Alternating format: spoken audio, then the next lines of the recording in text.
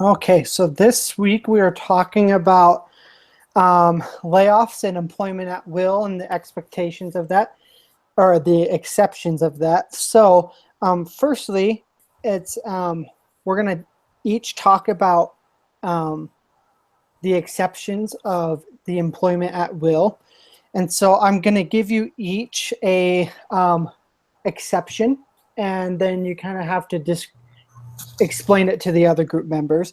So I will take the breach of implied contract.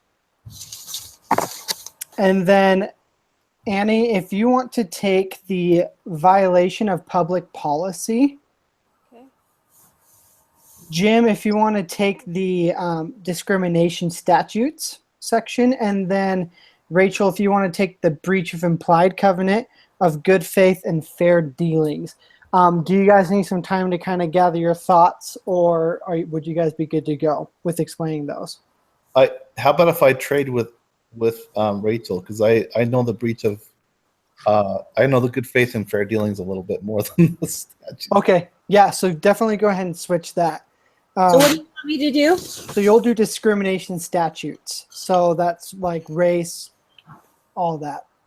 Okay. Terminating the at will. So do you guys need some time to kind of gather your thoughts, or would you guys be ready to go now? I'm good, but I don't see that part on here for me. That part you just brought up is not here, is it? It's in the. I see all. So it's in The employment at will. Yeah, it's all italicized, but I don't see that one. I see the breach of implied contract, breach of implied covenant, violation of public policy. So it's I believe it's the other statutory protections for terminated employees. So at the bottom of page 3. Bottom of page 3. Bottom of page 3. I read the whole thing. Ah, there it is right there. Okay. You guys, sounds like Jim Scott is all set. He can go first, right, yeah. Jim? Don't you like how I volunteered you? I was hoping to be able to go first. I've had my hand up for like 5 minutes. I can't see that because you don't have your video on. I just see your face frozen with the pine tree behind it. Okay, yeah. So good faith and fair dealing, breach of implied covenant. In essence, the courts basically believe that there's an inferred promise between the employer and the employee. There's like an unwritten agreement that there are benefits to both parties, but usually in this case they're like benefits to the employee, and that the agreement is that the implied agreement is that those benefits will not be denied. So, example, if you've accrued vacation time, or if there are benefits like sick leave, or they use the example of commission.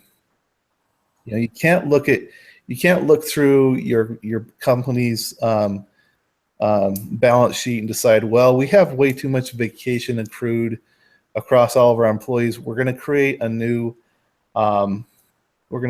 policy and deny these benefits. And taking those decisions is a breach of that sort of good faith and fair dealing expectation between the parties. The example in the case where she was thinking that there's no policy against terminating someone for taking too much sick time, that would be an example of thinking that would put the company at risk of having a breach of implied contract of this nature. Yeah. Yep. That's exactly what it is. So did everyone understand that? Yes. Okay. Perfect. Then we'll go to Annie with yours, which is the violation of public policy. Okay. So when we learned about this in the reading, I kind of took away that it meant something about if an employee is illegally fired for reasons, that most people would find moral. And an example of that might be exercising a legal right, like voting, or I think in the case it talked about jury duty, or like refusing to do something illegal, or reporting illegal conduct or anything like that. And so a legal claim that an employee has been illegally fired for those reasons or reasons like those. That's basically what I took away from that. What if they fired my wife for taking FMLA? Would that be an example of that? Family Medical Leave Act. That's when you're pregnant and you take some time off, and it's a federal, I guess, right or benefit. Right. Would that be wrong? Could they fire her for that? Well, Doesn't that fall under mine? Yeah, I think that falls under discrimination statutes. Because she's pregnant. Mm. So it would be sexual harassment based off of her pregnancy. Yeah, I didn't know if it would fall under the public policy violation. Yeah, I'm just kind of wondering, maybe I'm, asking an unfair question. I'm kind of wondering what kind of legal, I guess, unlawful behavior here would be sort of behind a decision like this. Yeah, I think with this, I think this one, the violation of public policy and the discrimination statutes, kind of in some ways intertwine, as far as like if they unlawfully act based off of the discrimination. Or some examples that she gave us were, for firing someone for serving on jury duty, or blowing the whistle, or filing for workers' comp, or refusing to date a boss. So just different things like that would be considered unlawful, because you have to also do your civil duty as well, as far as like doing jury duty and stuff like that. Or like voting or something. Okay, since we're kind of already talking about it, Rachel, how could we do? How does at-will and discrimination statutes work together? Well, it kind of, again, it crosses over into some of the civil rights that are already, like we talked about at the beginning of the class, like sexual harassment. You can't discriminate on race, religion, age, gender. It kind of all ties into that. If you're handicapped, disabled, all those things, it kind of ties in all together. Mm-hmm. Yeah, so go ahead, Jim. I was just going to say this last part says, the ADA itself prohibits companies from discriminating against a qualified individual with a disability because of the disability. In regard to job application procedures, the hiring, advancement, or discharge of employees, employee compensation, job training, and other terms, conditions, and privileges of employment. So it's not just one part of it. It sounds like it goes with all of it. Yeah. Every aspect of the job. Mm-hmm.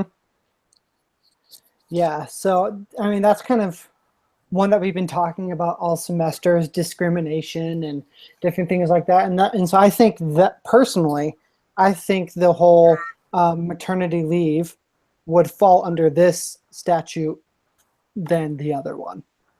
But if she lied about something in the beginning, Jim, about her pregnancy, then she probably could get fired. Mm-hmm. Yeah. Like if they flat out asked her, why did your wife get fired for that? Yeah. And then the last one is breach of implied contract, which we kind of already discussed before we started the broadcast. But this is simply just a contract that is usually created on the employer end. And it's something that it's a contract as far as like how they deal with their termination process. So it just really depends on the contract on how it's breached. But an example of that would be if your company has like a 3-strike policy, so 3 strikes you're out. Depending on the what you did. Obviously, if you did something massively wrong, then they would probably terminate you right away. But if they didn't follow their own procedures to letting you go, even though it's an at-will state, then that would be an exception to that. Would be creating that contract with either the labor union or the company itself has that. I know personally, the company that owns and runs Mountain Lofts, even though we're based in Idaho and they're an at-will state, or Mountain Lofts is, the company's based in Denver, Colorado, and so their laws are different. So they actually have it's a 3-strike policy. So even though my wife lives in Idaho and it's an at-will state, the company follows their contract rather than the at-will state. So any questions on any of those? Nope. Okay, moving on. Okay, so now we're going to be talking about the case study about between Terry and Phil. So the first question is, my screen went away. Okay, there we go. What impact does Terry or Phil have on the company's bottom line?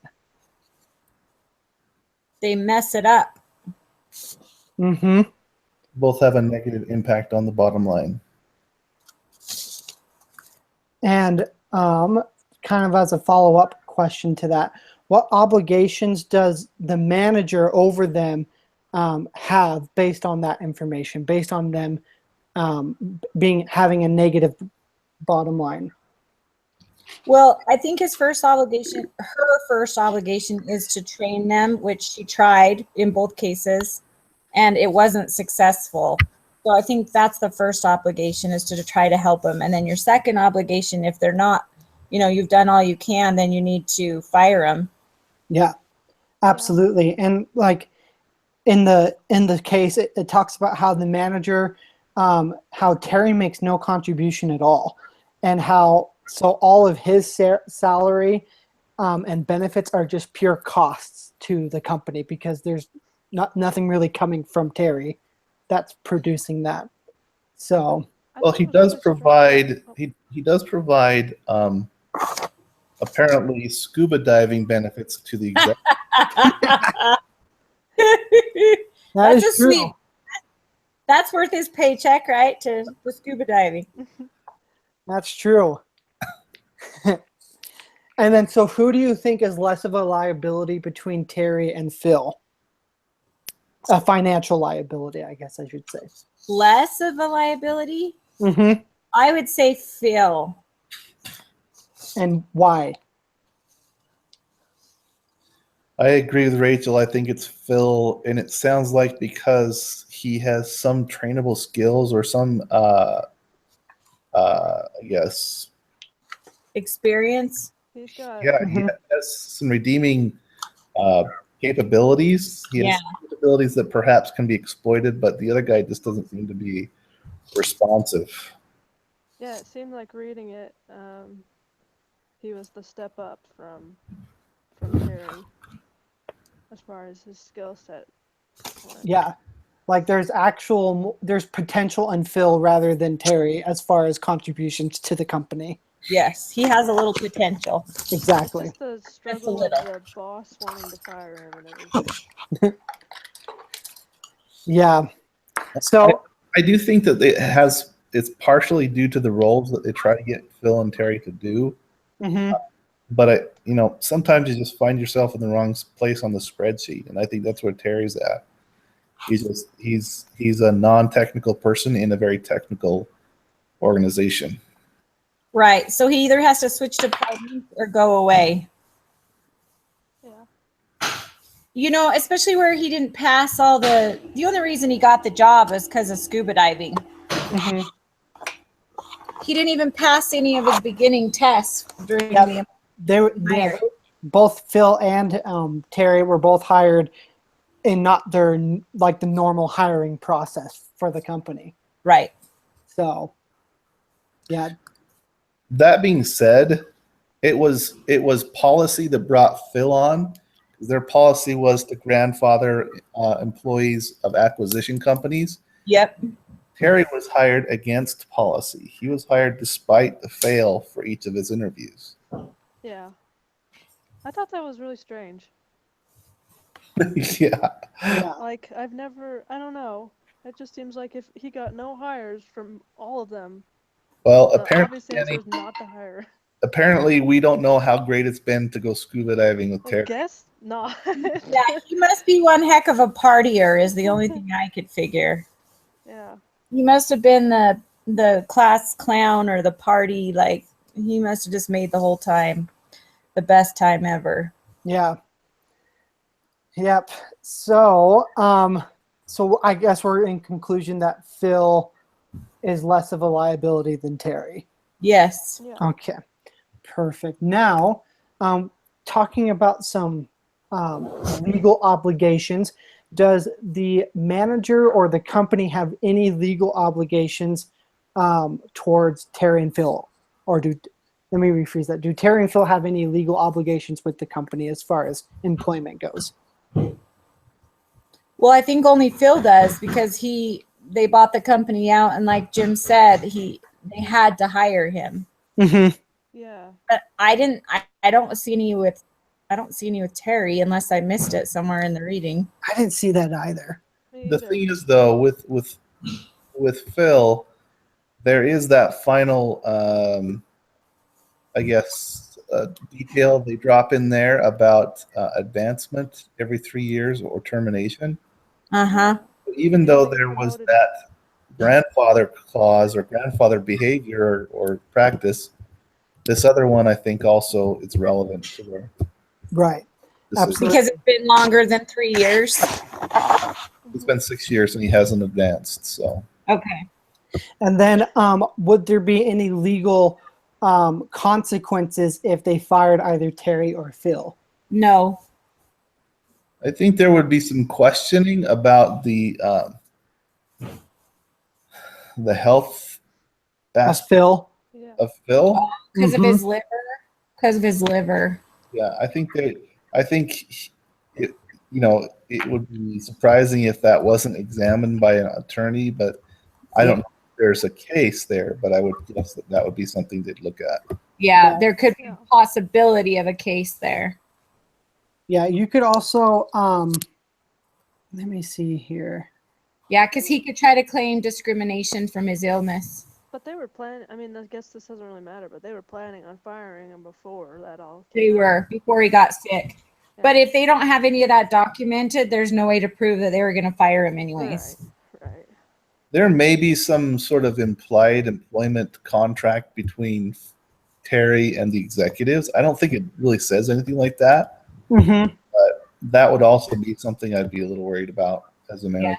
Sounds Yeah, like it only happened when they were all drunk scuba diving. Yeah, you never know what's said in a Yeah. party. Yeah. Yeah, and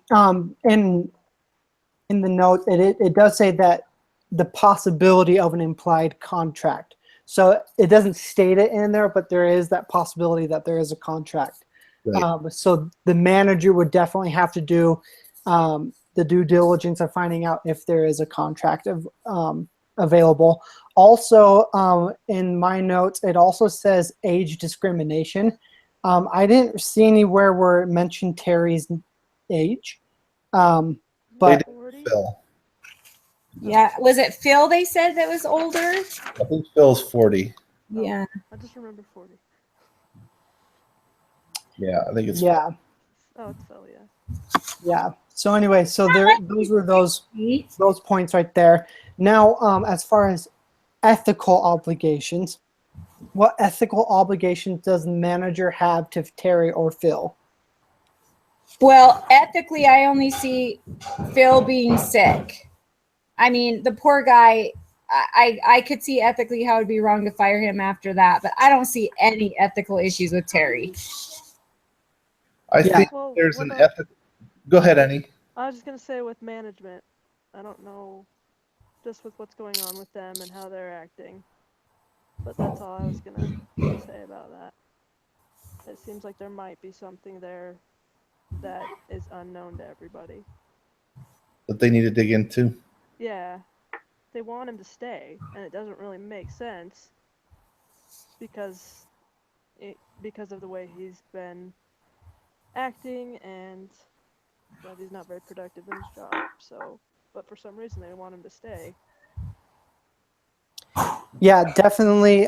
Definitely, that is something that is, I think, of a concern because, as the manager has seen in the past, Terry has always gotten high scores on his performance reviews by the upper management, and so coming in to this situation definitely could be, what is this saying? If he just terminates Terry right out of the blue, what's that going to do for her position, the manager's position in the whole situation? I think Yeah, but ethically, did he deserve the high rates, or did they just score him high because they like him? Right. Yeah, I- and that's ethically where it comes into play is ethically, do you give them higher rates to kind of just go with the flow, or do you do the right thing and maybe endure some consequences or some hate because of it? I think there's a requirement that she immediately begin communicating his performance openly and clearly to him, because of that track record of sort of fluffed up performance ratings. Mm-hmm. Right. Yeah. So she needs to lay out why she's giving and explain specifically why she gave him lower numbers, Yep. Mhm. because Needs to be- they're not seeing what she's seeing, Yeah. and that will protect her job, and especially if they just like Terry because he's the good old guy. Yeah, and so then, because we've already talked about like the ethical obligations to the company, what about to the other employees? So we talked about like the upper management, but what about ethical obligations to the employees? Well, it's not fair. I don't think you should just give somebody a job because he's fun and he scuba dives. I think those other people have worked hard, and if he's making them have to do extra work because he's not doing his job, I just don't think that's fair. And on the same side, the other employees have really been supporting Phil during his illness, and so if they let Phil go, how is that going to affect the employees that were helping Phil out with that? I think Yeah. there's also the requirement that if you're giving somebody an inflated performance review in today's world, it probably means that somebody else is getting a deflated performance review, or Mhm. it Yeah. creates imbalance in the force. Yeah. Yep. Yeah. And so then, okay, so kind of switching gears. So we've talked about Terry and Phil and their, their legal obligations, ethical and financial. Now we're going to talk about the HR practices and what is going on there. So how well is the company in the case doing with its HR practices generally? Pretty good. They have reviews every 6 months. That's actually better than I think what is typical. I think annual reviews are typical. Mm-hmm. Yep. In some technology companies, they're quarterly, like Google does quarterly. But I think they're doing pretty good. Yeah, they have a system down. They have the PIP system, and they have it organized and set up. Mm-hmm. So going off of that, because that is one of the questions. So what is the PIP for, and like what Do you agree with its use within the company? Well, that's a hard one because I think that it's a good idea, but I don't know that they're using it correctly. From the way it sounds in the reading is if you get that, then that means your next step is getting fired. And I think it probably should be the other way around, that the point of it should be to help you not get fired. So I was a little confused by that. Yeah, the way that they have it said in here, it says it means that you micromanage someone and eventually they slip on something. So it's like you're waiting for them to make a mistake Yeah. instead of actually helping them correct things from the past and build themselves and the company and everything. Yeah. The wording performance improvement plan is a misnomer. You know what it says, the PIP is meant to put the employee in a status where the manager then starts building a case to terminate. What it's called, I don't know if it, I've seen it called a performance improvement plan in places I've worked at, and that's not a very nice thing to call it, but No. it's called. The status of putting an employee on the bubble and starting to build a case to have them terminated is actually, I don't know, I think it's actually a wise practice because it does protect the company in a case where it's time to let somebody go. And you can have employees who they'll hold on tooth and nail, to the last moment, looking for opportunities to sue you, and you just, I don't know, maybe you don't call it a PIP, but that tool needs to be in place. Wouldn't you call it that you put them on probation? Yeah, I mean, I think it's called PIP at companies I've worked for because it gives it's putting lipstick on a pig. Exactly. That's crap. That's stupid. It's not an improvement plan. It's a we're going to get you out of here as soon as possible plan. So I don't know. I just thought that was kind of like, I don't think it's very ethical. If they're in trouble, you put them on probation. If you're going to help them improve, you help them improve. You don't set them up to fail. That just, I don't know. It's just weird. Companies that I've worked for that actually call it performance improvement plan, in general, people know that a PIP means you're gone. Yeah. Really? Yeah. Okay, that's a stupid thing. I don't like that. Yeah, that's usually that's definitely something that I've heard too as well. Is that if you're on PIP or if you get a PIP, then you're basically gone. But just call it probation. Don't lie. That's dumb. Yeah. Okay. So now, to kind of conclude things up, is what would you do with Terry, and then what would you do with Phil? And we'll start with Rachel, and then we'll go Rachel, Jim, and then Annie. Okay, well, I think Jim's right. I think you have to sit with the managers, have a big meeting with them to understand why they want to keep him and let them know what he is or isn't doing. And that's why you want him gone. So you have to really communicate with those the higher up people.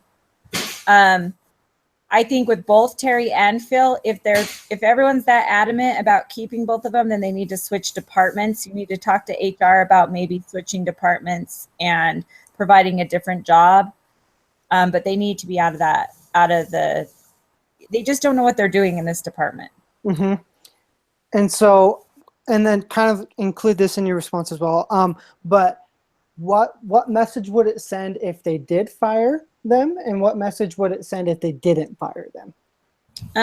If they didn't fire him, for the people that are having to take up the slack for them, it shows that they are not valued. And, like the ones that have put in all the time and effort and they're part of their paycheck for the one that was sick, it would make you feel like the company, this new manager, that she's not supporting her employees. Mm-hmm. Perfect. Okay, Jim, what do you think? I really like the idea of finding a place within the company to move people. I think people are obviously emotionally invested in Phil, And that typically happens when it's a worker worth retaining. But sometimes, if you don't have a skill set, if you're not able to fly a plane, I ain't gonna get on the plane with you and let you be my pilot. There's no way, right? But if you can find a role that is okay, then that's great. So I really like that idea. I think you help Phil find his next job within the company. I think you help Terry find his next job outside of the company. Okay, perfect. And Annie. I mean, I'll go along with what everybody else was saying about finding a different place within the company. But what Jim just said about Terry being out of the company and Phil being in it, I think that makes the most sense. I mean, I feel like it would be important for the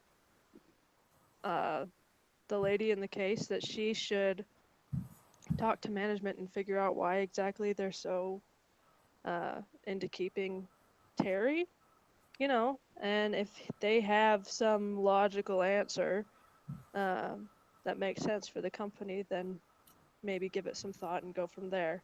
Mm-hmm. But honestly, it doesn't seem What if we that's the found case. Terry a job as an administrative assistant to all the executives? Exactly. His job is to make him smile.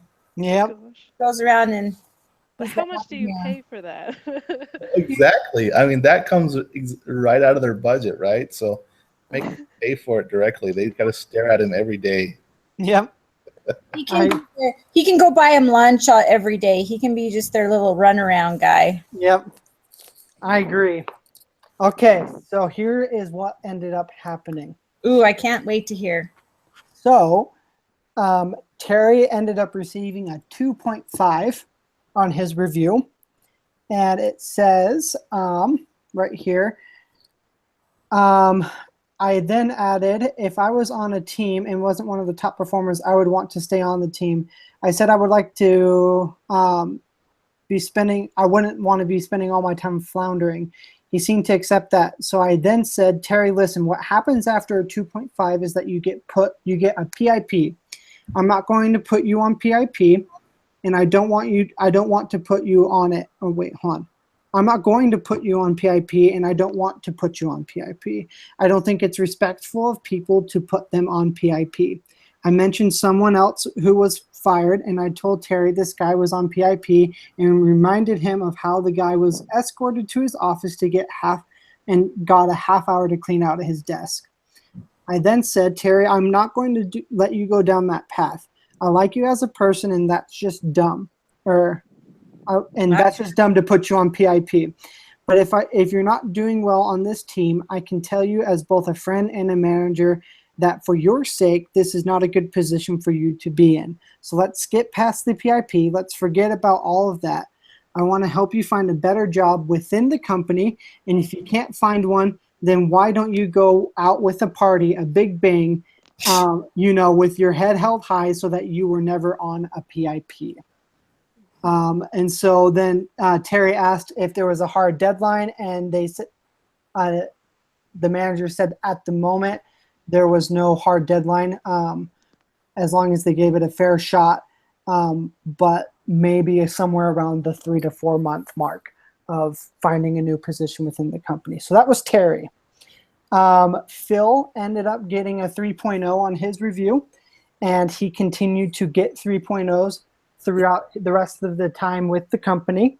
And about a year later, he was diagnosed with a brain tumor, and then he had to leave the company for good. He died not too long after that. Oh, that's sad. Yes. So 3 questions. I'll kind of give each of you one of them. So we'll give Rachel, what did the manager do that was effective in this situation? And then we'll give Annie, what did the manager do well in the situation, which kind of goes along with effective. And then we will do what could she have improved on, and we'll give that one to Jim. Okay, what she did that was effective is that she explained from beginning to end with Terry that this is, since you got this is the next step. This is the next step. Then you get the the PIP, then you'd get fired. And, you know, so she laid everything out for him. And that was very effective because it kind of gave him the whole big picture of what would happen. And I think that kind of helped him see things better. And it didn't humiliate him, because I think that I agree with her. That whole PIP thing's stupid. But and then as far as with Phil, I think she was super effective because, again, she knew everyone loved him. She knew that he'd been sick. She just laid it all out for both of them. Mm-hmm. Yeah, I agree. So kind of going off that, Annie, what did she do well in the situation other than those options? It sounded like she handled everything very professionally. Speaking with Terry, she handled it in a way that probably, I would say, was a lot more friendly than a lot of those situations could have gone. Mm-hmm. And also she gave him options. You know, if he improved in that area, he would have stayed. You know, if he had done well, he would have stayed in that. But he didn't. And then she offered him a job within the company that probably fit his needs a lot better than what his current position was doing. Yeah. And it overall would improve the company. And then with Phil, I don't know. Like, I think she did that really well too. But how do you know? I don't know. I just feel like it would be really difficult to tell someone who was about to die that they're fired, especially if he had room for improvement and actually showed that he could do that. And then, you know, and then we find out that he died. So I think that she handled that well too by giving him a 3.0. So. Yeah, and also I forgot to mention this as well, but so while he was gone for being sick during his sick leave, they actually hired a replacement that would replace him, and then the HR department said that when Phil would come back, both of those people would work in that position, and they just hired an extra person for it, and then once Phil ended up leaving in the future, then that person that they hired just took over the full responsibilities of Phil's job. Yeah, that's a great idea, because then he could still keep his job and be sick, and it didn't hurt the company. Mm-hmm, exactly. I think actually that was a great idea. Yeah. Jim, what could the manager have done better? The only thing I can think of is that I think she probably should have been a little more forthright with Phil and just say, look, we love you. We know all these things are going on. And I'm going to give you a 3, but you were really slated for a 2.5. So let's figure out how we can get you, you know, out of that, I guess, territory into better performance. Mm-hmm. Yeah, I think by giving him a 3 when he deserved a 2.5, right, was perhaps sending the wrong message. Yeah, I agree. All right. So, in conclusion, 2 questions. What can we learn from this case about making decisions about termination? And what things did you learn during this unit that you can apply in your future employment? Okay, so for me, I think that you need to think things through slowly anytime you want to get rid of someone. Mm-hmm. I don't think just fire someone immediately. So I think that that's what I gained a knowledge of, is you need to do things slowly. I also, for me, my boss just laid a bunch of people off a few months ago. I don't know if you guys remember this, but everything that I read about laying people off, he did wrong. And oh man, that whole thing, he handled every situation wrong. He kept secrets from everyone. The articles that we read this week talked about being, you know, you have to be as honest as you possibly can, and it caused so many problems. And so I got to see firsthand, when you lay people off the wrong way, it does not work out well at all. So so for me, this week, all the reading just really hit close to home of what I watched happen. So yeah. What do you think, Jim? Oh, sorry. Oh, sorry, I didn't hear you, Annie. Go ahead. No, you're fine. I was just gonna say something that I noticed was you can easily be influenced by other people when you're making these decisions, and sometimes you kind of just have to stick with what you know is morally and ethically right. And in this case, it was I don't know if it's moral or ethical, but it was right to give Terry a 2.5, and that she had the opinions of other people being pushed on her, and she stuck with it and did what was right. So I don't know. It just reminded me how easily you can be influenced by other people when making these decisions, and yeah, I don't know. That's kind of what stuck out to me. Mm-hmm. We didn't really go over that, but I remember during the reading, I was like, wow, it would be hard to go against the flow, especially in a management type position. Yeah, So, definitely. Your thoughts, Jim? Um, I guess one of the things that I learned from the reading is that one of the suggestions they had was to remember or understand your limitations as a person or a human being or a manager, or whatever. That basically saying that, look, it's going to be hard. Just know that it's going to be hard, and sort of help yourself through the process. As a manager, making decisions like this sucks. Yeah. Mhm.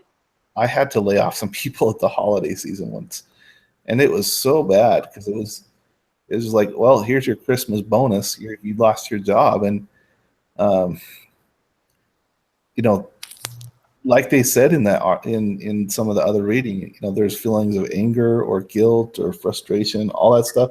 As a manager, you're going through all that, and you know, I've been laid off too, and the people who are getting laid off, I felt that way. So Mm-hmm.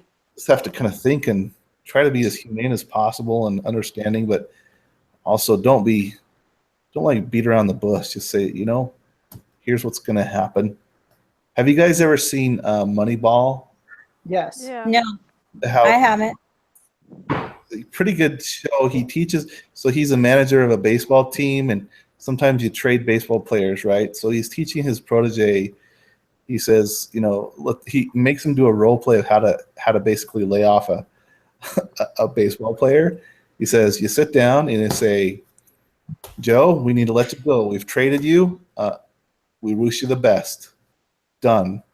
And I think, maybe that's a little too succinct, but pretty close. People want to hear what they do, that you appreciate them, but that it's, a business decision, and we hope they do well, and it's time to help them move on and call it done. Mm-hmm.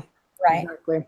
Yeah, like my overall thoughts is that one thing that stuck out to me while reading everything was how employees, I mean, like getting dismissed and getting laid off, it's not a good thing, and obviously there's going to be some negative emotions with it, but they tend to accept it a little easier if it's done the correct way, and Yeah. if they see that it was dealt with fairly, then it sucks, but they can kind of move on. It's when they don't do things fairly that that there's that large resentment towards that company or that person. Yep. And then my other thing would just be in cases of, because just speaking from a personal experience, when I was working here at Mountain Lofts before my wife got here, is we actually had an employee who had a disability but wasn't performing and wasn't doing anything. And so we worked closely with HR to know the steps of how to get rid of her without having that legal obligation. So that would just be my other thing, is that when it comes to dismissals, and if there's any question about discrimination of any sort, to work closely with the HR representative to navigate that road. Don't do it alone. I would say even if even if they don't have disabilities or anything, Yep. if you have to terminate somebody, grab an HR person and duct tape them to your hip, and just be very careful. Yeah. And you can't just decide really quickly. You have to really think through all that. I mean, you have to have it all planned out before you do it. Mm-hmm. Yeah. Absolutely. Sorry, air compressor. No, you're fine. So we're actually done unless anyone else has any final concluding thoughts. Sorry. All good here. I'm good. I'm good. This week was way better than last week. I couldn't stand last week. I know. Okay, so we are done, and I guess we'll start working on the doohickeys paper, and then we will meet next week. Okay, Okay. sounds good. Guys. All right, see you guys. Bye. Alrighty, bye. Bye.